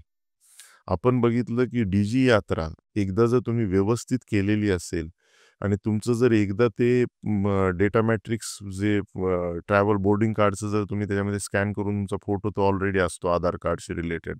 बंगलोर एअरपोर्टवर मी पाहिलेले की तुम्ही फक्त तुमचा चेहरा दिसला की प्रत्येक ठिकाणी गेट ओपन होत होते. हां, इव्हन दुबईमध्ये इंटिग्रेशन केलेलं आहे सो त्यांनी. भारत देश पण डिजिटलायझेशनमध्ये फार पुढे आहे. मी म्हणेल की युरोप पेक्षाही चांगलं काम आपण बिकॉज ऑफ कोविडनी आपली महामारी होती. पण त्यामुळे काही गोष्टी आपण शिकलो. फोनपे आले आणि यामुळे आपली सगळी जी करन्सी आहे ती एक वेगळ्या रूपामध्ये बँकिंग सिस्टममध्ये पण आली. बरोबर. आता कोविडचा विषय निघालाच आहे. आता तुमचा सेक्टर जो आहे बिझनेसचा, त्यामध्ये तर मॅनपॉवर इम्पॉर्टंट आहे. मॅनपॉवरशिवाय बिझनेस सस्टेन करू शकत नाही. मग कोविड तुम्हाला किती इम्पॅक्ट केला होता बिझनेसमध्ये? कोविडमध्ये आपण कारण लोकांना शिकवलेलं होतं. 4 वर्षाची आपली मेहनत होती. 2016ला हा प्रकल्प सुरू झाला होता. आपण त्यांना रिटेन करण्याचा पूर्ण प्रयत्न केला. पण हे काही निर्णय शासनाचेही त्यावेळी चुकले असतील. मी उद्योगमंत्र्यांशी भांडायचो त्यावेळी, की तुम्ही असं ते त्यांनी काहीतरी भूमिपुत्रांना मला आता रोजगार द्यायचा आहे, त्यामुळे हे उत्तर भारतीय गेले तरी चालतील असं होतं. तर मी म्हणायचो, की असं नाही होणार, की ही लोकं ट्रेन केलेली आहेत. कंपन्यांनी त्यांना भरपूर त्यांच्यावर वर्षानुवर्ष त्यांच्यावर मेहनत केलेली आहे. पण ती पाठवली गेली त्यावेळी, की तुम्ही जायलाच पाहिजे आता वगैरे असं कंपल्शन करून किंवा त्यांना ट्रेनची तिकीट देऊन. त्यामुळे काही लोकं आपण नक्कीच गमावली. पण त्यांना परत वापस आणण्याचा प्रयत्न केला. त्यांना बस पाठवल्या, त्यांना ट्रेनची तिकीट दिली. काही कोलकात्याची लोकं होती त्यांना तर विमानाची तिकीट दिली. अरे बापरे! आणि असे करून परत काही लोकं आणली, काही लोकं नक्कीच एक 20-30% लोकं गमावले असतील आम्ही त्यावेळी. नाही, नक्कीच तुमचा जो नेव्हर गिव्ह अप ॲटिट्यूड आहे, तो एक मराठी माणसामधला जो उद्योजकपणा आहे, तो नक्की दिसून येतोय, की काही जरी झालं तरी मी खंबीर आहे. हं. मी सामना करेल, मी परत नव्याने उभा राहील. चांगली गोष्ट आहे सर ही. आता एआय आणि ह्या सगळ्या गोष्टींवर आपण ज्यावेळेस बोलतोय, तर तुम्हाला आजच्या एंटरप्रेन्योर्ससाठी किंवा आजच्या येणाऱ्या यंग लीडर्ससाठी बिझनेसमधल्या, काय असा मेसेज देऊ वाटतोय किंवा कोणते असे 4 बुक तुम्ही रिकमेंड कराल, की हे बुक्स तुम्ही रीड केले पाहिजेत जर तुम्हाला सक्सेसफुल बिझनेसमॅन व्हायचंय? मी म्हणेल की बुकपेक्षा काय आहे की प्रॅक्टिकली प्रात्यक्षिक अनुभवामध्ये मी जास्त म्हणजे भर देतो. मी हं, हं. स्वतः सुद्धा जसं सांगितलं की उच्च शिक्षित होतो. महाले, BMW सारख्या एवढ्या मोठ्या कंपन्यांमध्ये कॉर्पोरेट लेव्हलवर प्रोजेक्ट मॅनेजर म्हणून करोडोंचे प्रोजेक्ट हँडल करत होतो. तरीसुद्धा मी तो अंगातला पांढरा शर्ट काढून शॉप फ्लोअरवर टी-शर्ट घालून जायला लागलो. त्यामुळे अनुभव जो आहे तो एखाद्या चांगल्या सक्सेसफुल एंटरप्रेन्योर बरोबर पॅरलली तुम्ही जर शिकत राहिलात, त्याच्याबरोबर जर शॅडोइंग त्याची सावली म्हणून काम करत राहिलात, तर त्याचा फायदा होईल. त्यामुळेच मी आधीही सांगितलं, की लगेच स्टार्टअपमध्ये उडी टाकू नका. हं. कुठेतरी एखाद्या माणसाबरोबर ज्यांनी 0पासनं बिझनेस सक्सेसफुल केलाय त्याच्याबरोबर काम करा. त्याच्याकडनं 4 गोष्टी शिका.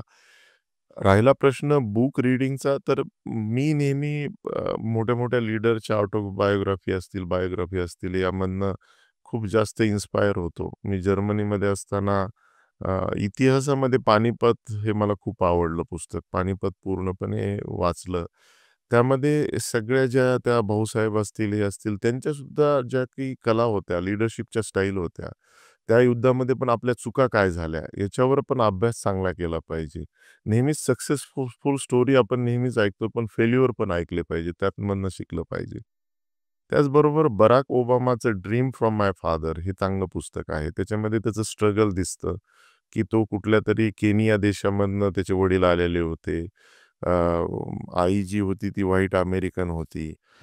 पुन्हा नंतर तो इंडोनेशिया वगैरेमध्ये पण फिलिपियनमध्ये जाऊन राहिलेला आहे.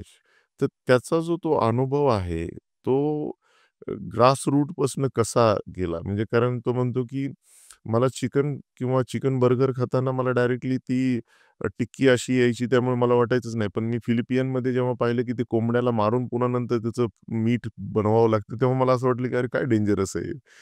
हे सुद्धा अनुभव जे आहेत त्या पुस्तकामध्ये खूप चांगले आहेत. त्याची लीडरशिप कुठे डेव्हलप झाली, कुठल्या-कुठल्या हॉस्टेलला राहिला.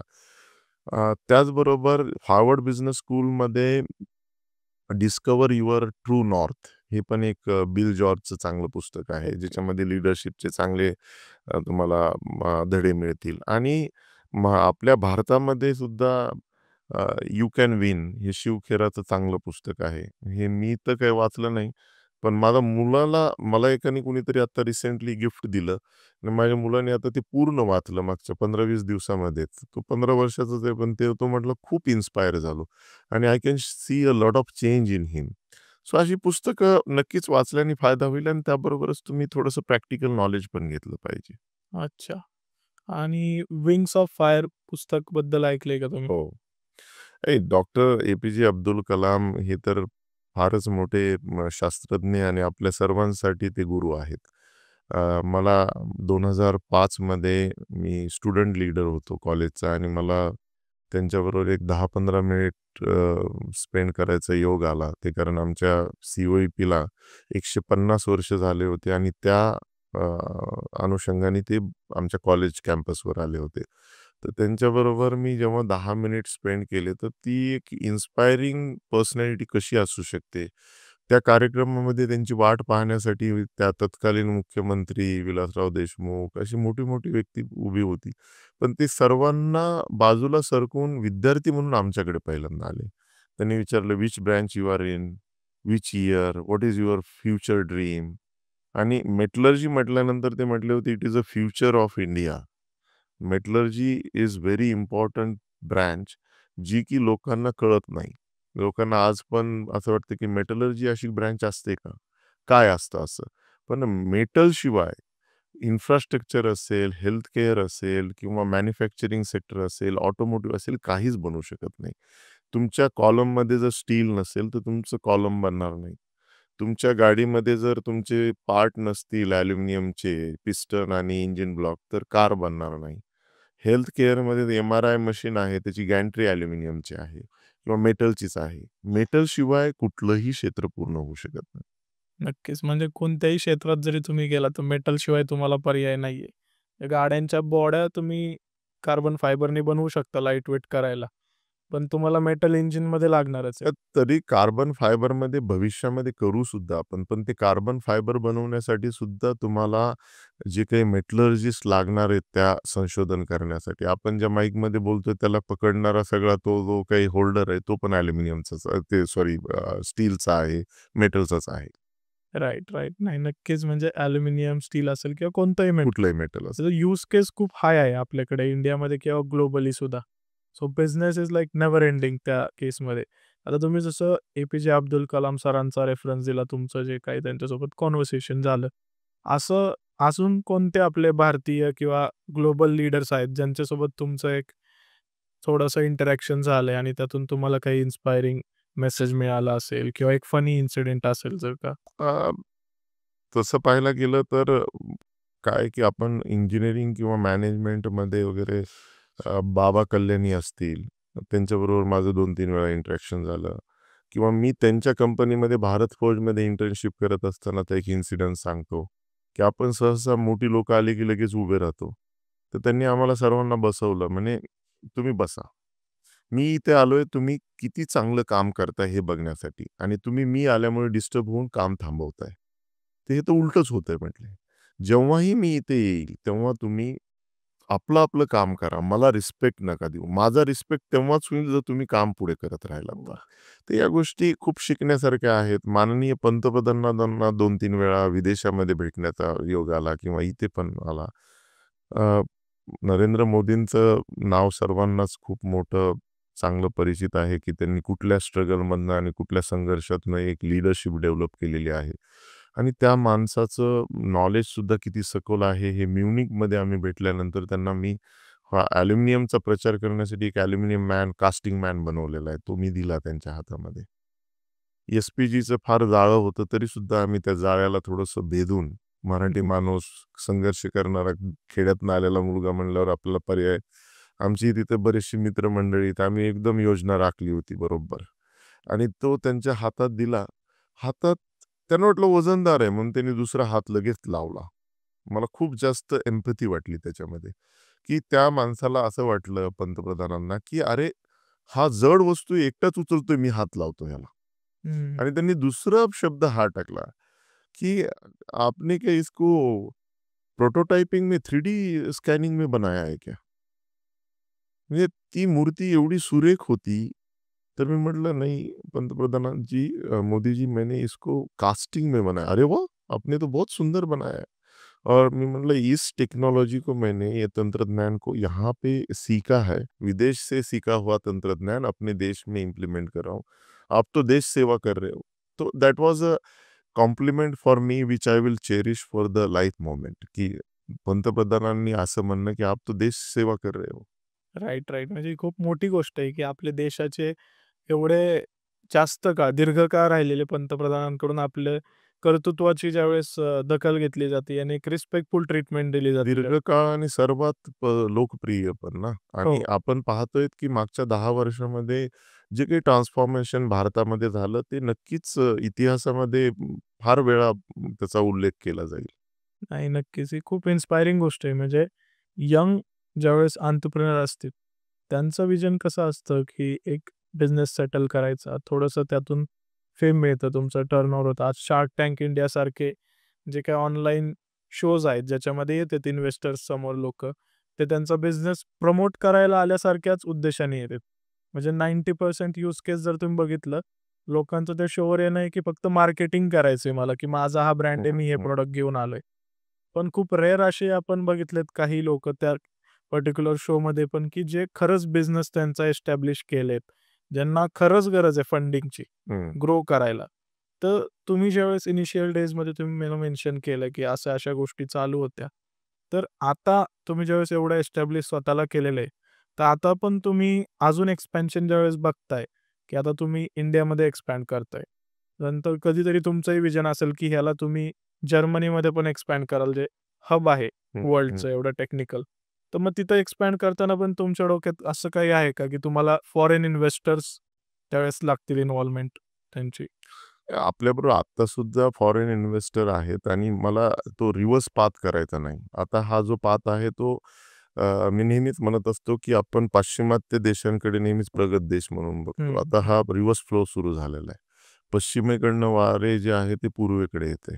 आता पूर्वेकडनं परत पश्चिमेकडे जाण्याचे चान्सेस फार कमी आहेत. त्यामुळे भारत हा देश आशिया खंडामध्ये आहे आणि आपण त्याला जे साऊथ ईस्ट एशियन कंट्री ज्या आहेत, खालच्या ज्या फिलिपियन असतील, मलेशिया असतील, सिंगापूर असेल, व्हिएतनाम आहे, नॉर्थमध्ये चायना असेल, ही भविष्याची फार मोठी आर्थिक व्यवस्था आहे, जिथे आपण सप्लाय करू शकतो. त्यामुळे आपण इथेच मोर अँड मोर स्ट्राँग होऊ, हा मला विश्वास आहे. युरोपियन टेक्नॉलॉजी तर ऑलरेडी आता आपण भारतामध्ये आणलेली आहे. आता रिव्हर्स जो ब्रेन ट्रेन आहे ना, तो झालेला आहे. आणि जे नवीन काही टेक्नॉलॉजी घडेल, ती आपण भारतामध्येच घडवूया आणि त्या व्यतिरिक्त आणखी काही जर नॉलेज पाहिजे असेल, तर आपले युरोपियन लोकं तयारच आहेत आपल्याकडे देण्यासाठी. आत्ता जे काही ते घडामोडी नवीन काही तंत्रज्ञान शोधतायत, त्याचा त्याचा सुद्धा पूर्णपणे मला कल्पना आहे, की काय-काय सुरू आहे तिकडे सुद्धा. ओके.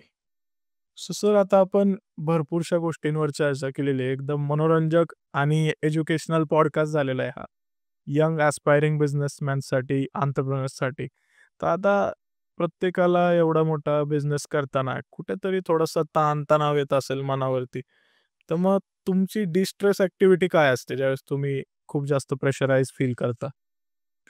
अ, जेव्हा डिस्ट्रेस होतो, तेव्हा माझ्या मते प्रत्येक माणूस जो आहे तो अ, आपलं काहीतरी त्याचा डिस्ट्रेसची ॲक्टिव्हिटी असते. माझ्यासाठी travelling but not in traffic. नक्कीच पुण्याच्या ट्रॅफिकमध्ये ट्रॅव्हलिंग टू मुळशी किंवा विदेशामध्ये असताना स्वित्झर्लंड किंवा कंट्री साइड मला नेचर आवडतं. त्यामध्ये मला खूप शांत होऊन जातो मी. जेव्हाही आपण अथांग असा समुद्र पाहतो किंवा मोठी-मोठी डोंगरं पाहतो किंवा लांबपर्यंतचं हिरवळ पाहतो, तेव्हा एक शांत होऊन जातो. त्यामुळे मी माझ्या फार्म हाऊसला जात असतो. तिथे शांतपणे बसतो. त्याचबरोबर शेतकरी कुटुंबातनं आल्यामुळे भाजीपाला, एक थोडंसं व्हेजिटेबल गार्डनिंग वगैरे याच्यामध्ये पण थोडा रस आहे. त्याच्यामध्ये काय होतं, की तुम्ही ते खुरपं वगैरे घेऊन बसलात आणि ती भाजी वगैरे लावण्यासाठी बिया वगैरे टाकल्या किंवा ती भाजी जशी-जशी वाढते, त्याप्रमाणे आपल्याला आपली ग्रोथ झाल्यासारखी अशी वाटते. त्यामुळे त्यामध्ये मला थोडंसं एक डिस्ट्रेस ॲक्टिव्हिटी माझी होऊन जाते. Nice, nice. खूप चांगली गोष्ट आहे ही. कारण प्रत्येकाचं वेगळं डिस्ट्रेस ॲक्टिव्हिटी असते. एक्सरसाइज करता तुम्ही लाइक हो. तुमच्यासाठी कोणती एक्सरसाइज तुम्हाला वाटतं, की ही माझ्या जी लाईफस्टाईल आहे त्याच्यानुसार अडॅप्टेबल आहे? म्हणजे बऱ्याच लोकांचे वेगळे सायकलिंग करतो, जिम करतो आणि योगा 2 वेळा तरी करण्याचा प्रयत्न करतो. ट्रॅव्हल वगैरे नसेल तर. तर योगामध्ये मला खूप छान वाटतं आणि मेडिटेशन पण करण्याचा प्रयत्न करतो. स्पेशली जेव्हा काही महत्त्वाच्या ॲक्टिव्हिटी वगैरे असतात, तेव्हा श्री रविशंकर असतील, हं, त्यांचं एक 10 मिनिटाचं किंवा 30 मिनिटाचं. कधी-कधी एवढ्या मोठ्या-मोठ्या डावोससारख्या ठिकाणी गेल्यानंतर मुख्यमंत्र्यांबरोबर विमानामध्ये प्रवास करायचा आहे. हं, हं. अशा वेळी असं होतं, की कसं बोलायचं काय नाही, तर त्यासाठी मग त्यावेळी झोप पण येत नाही. तर मग एक त्यांचं 20 मिनिटाचं स्लीपिंग मेडिटेशन आहे. ते असं ऐकत असतो. डाओसचा विषय निघालाच आहे, तर मला थोडंसं तुमच्या डाओसच्या त्या पर्टिक्युलर अनुभवाबद्दल ऐकायला आवडेल, की कसा होता तुमचा अनुभव आणि काय तिथे तुम्हाला अजून वेगवेगळ्या लोकांसोबत इंटरॅक्ट केल्यावर शिकायला मिळालं? डाओस एक असा प्लॅटफॉर्म आहे, जिथे जगातली बिझनेस लीडर येतात आणि तुम्हाला त्यांच्याबरोबर इंटरॅक्शन करण्याची संधी मिळते. अ, बरेचसे टाटाचे सीईओ असतील, एन चंद्रा असतील किंवा तुम्हाला लक्ष्मी मित्तल असतील किंवा अशा अनेक जगातली लीडर जी आहेत, ती रघुरामन राजन असतील, यांच्याबरोबर तुम्हाला 5-10 मिनिट बोलायला मिळतं. अरे वाह! आणि मग तुमच्या डोक्यामध्ये काही प्रश्न असतील तर तुम्ही विचारू शकता. ते ईझी ॲक्सेस पण होऊन जातो. आणि आपला जो महाराष्ट्राचा जो विषय होता तो असा होता, की इन्व्हेस्टमेंट आणण्यासाठी त्यांनी महाराष्ट्र पवेलियन केलं होतं आणि त्यामध्ये आपला एक एम-ओ-यू साइन झाला. ज्यामध्ये आपण आपलं जे तवराल इंडियाचं एक्सपान्शन सुप्यामध्ये करतोय त्यासाठी 500 करोडची इन्व्हेस्टमेंट आणि 1200 एम्प्लॉयमेंट अशी त्यांना हमी दिलेली आहे त्या एम-ओ-यूमध्ये. ओके. Nice, nice. मग Davosमध्ये म्हणजे Davosचा जो काय इव्हेंट होता, त्याच्यामध्ये आम्ही बघितलं की खूप हाय एंड व्ही-आय-पी लोकंसुद्धा होती. जसं David Beckham, one of the best footballer in world. अशी लोकंसुद्धा येतात. तर तिथे मग या लोकांसोबत पण आपल्याला तेवढंच इझिली ॲक्सेसिबल होऊन जातं कन्व्हर्सेशन्स अ, करायला. खूप जास्त हाय प्रोफाईल असतील, तर त्यांचं आता जसं की फॉर एक्झाम्पल तिथे तर त्यावेळीचे जो बायडन होते अमेरिकेचे प्रेसिडेंट, अशी लोकं पण येतात. अशा लोकांना एकदम ॲक्सेस नाही मिळू शकत, पण यांचे प्रोग्राम असतील तर ते आपल्याला एकदम लाईव्हमध्ये अटेंड करता येतात, जे 100-50च्या गॅदरिंगमध्ये सुद्धा आपल्याला त्यांना ऐकता येतं. ओके. नाईस. मग आता डावोसचा एक अनुभव आहे आणि आत्ता तुम्हाला जर्मनीमध्ये एक पुरस्कार मिळाला. तर तो पुरस्कार कोणता होता आणि काय नक्की होतं त्याच्याबद्दल सांगू शकता थोडं? कॉन्सुल जनरल ऑफ फ्रँकफर्ट, आपले इंडियन कॉन्सुलेट जे आहे ते मिनिस्ट्री ऑफ एक्सटर्नल अफेअर त्यांच्याबरोबर संयोगाने मराठी कट्टा म्हणून तिथे एक फोरम आहे. यांनी महाराष्ट्र बिझनेस डे असा म्हणून एक पूर्णपणे दिवसाचा प्रोग्राम केला होता. ज्याच्यामध्ये जर्मन, मराठी, नॉन मराठी त्यानंतर पूर्ण भारतातले वेगवेगळी लोकं जी जर्मनी, नेदरलँड, फ्रान्स, स्वित्झर्लंड अशा देशामध्ये स्थायिक आहे, ती एकत्र आली होती. तर ती वेगवेगळे पॅनल डिस्कशन होते. त्यामध्ये त्यांनी मला तिथे business icon of the year म्हणून असा अवॉर्ड दिला या प्लॅटफॉर्मवर. माझ्या ह्या मागच्या 10 वर्षाच्या कामाबद्दल. कारण जर्मनीतली ही टेक्नॉलॉजी सक्सेसफुली आपण भारतात आणली आणि आज ही कंपनी 800 लोकांना रोजगार देते आणि पुढच्या काही काळामध्ये 2000 पर्यंत जाणार आहे. तर अशी एक्झाम्पल किंवा अशी उदाहरणं अनेक व्हावीत. त्यामुळे अ, उद्योगमंत्री श्री उदय सामंत यांनी सुद्धा बऱ्याचशा वेळा उल्लेख केला त्यांच्या भाषणामध्ये, की आम्ही हा जो पुरस्कार किंवा सन्मान इथे भरतगीतेंना दिलेत. तर असे अनेक भरतगीते इथून बनावेत आणि जर्मनीमधनं वापस येऊन भारतामध्ये असे उद्योग वाढावेत. Nice, nice. ही खूप चांगली संकल्पना आहे. म्हणजे मी सुद्धा उदय सामंत सरांसोबत 1-2 वेळा इंटरॅक्शन केलेलं आहे. So he is also visionary leader we can say. Yes. आणि आजकाल आपला देश खूप चांगल्या प्रगतीपथावरती जातोय. तर त्याला कारण हेच असू शकतं, की वरची लीडरशिप आणि बिझनेसमॅन्समधली लीडरशिप दोन्ही प्रोग्रेसिव्ह थॉट प्रोसेसची आहे. त्यामुळे आपण तेवढे अग्रेसिव्ह स्टेप्स घेऊ शकतोय डेव्हलपमेंटकडे. तर आता या सगळ्या चर्चेनंतर सर एक सम करायचं म्हणलं, तर जो कोणी व्यक्ती हा पॉडकास्ट बघेल, जो यंग एंटरप्रेन्योर असेल, ॲस्पायरिंग बिझनेसमॅन असेल किंवा ज्यांचे ऑलरेडी बिझनेस आहेत. त्या लोकांनी जरी हे बघितलं, तरी मला वाटतंय बऱ्यापैकी त्यांना 0.23% तरी हार्वर्ड्समधून तुम्ही जे शिकून आला आणि तुम्ही आजचा जो तुमचा एक्सपिरियन्स आहे बिझनेसमधला, त्याचं ज्ञान त्यांना नक्कीच मिळेल आणि त्यांच्या बिझनेसमध्ये ग्रो करायसाठी काय गरजेचे आहेत स्टेप्स घ्यायला, हे त्यांना नक्कीच त्यातून साधून येईल. आता एंड ऑफ द पॉडकास्टकडे आलेलो आहे आपण. तुमच्या लाईफमध्ये कुठला तरी एक मोटिव्हेशनल कोट असेल, जो तुम्हाला खूप रिलेट करतो. तर असा कुठला कोट वाटतो तुम्हाला?